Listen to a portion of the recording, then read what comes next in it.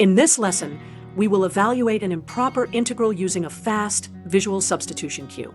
The goal is to evaluate the integral from 0 to infinity of x times e to the negative x squared, dx. Step 1. Rewrite as a limit because the upper bound is infinity.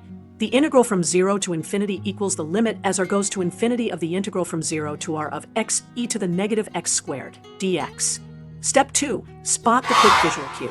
Inside the exponent we have x squared, and out front we have x dx. That is perfect for the substitution u equals x squared. So let u equal x squared, and then du equals 2x dx, which gives x dx equals 1/2 du.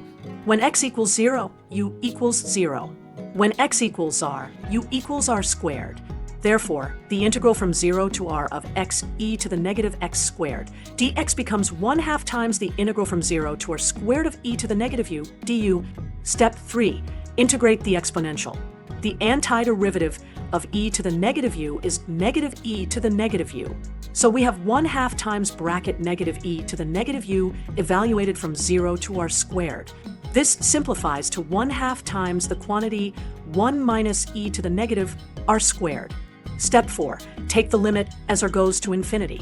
Because e to the negative r squared goes to 0 very fast, the limit becomes 1/2 times 1, which is 1/2. Therefore, the value of the improper integral is 1/2. Now, the quick intuition. Match x squared in the exponent with x dx in front using u equals x squared.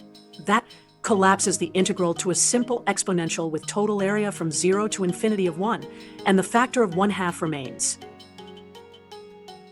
Thank you for watching. Tap like, share, and comment, and then follow and subscribe for more quick problem-solving tips.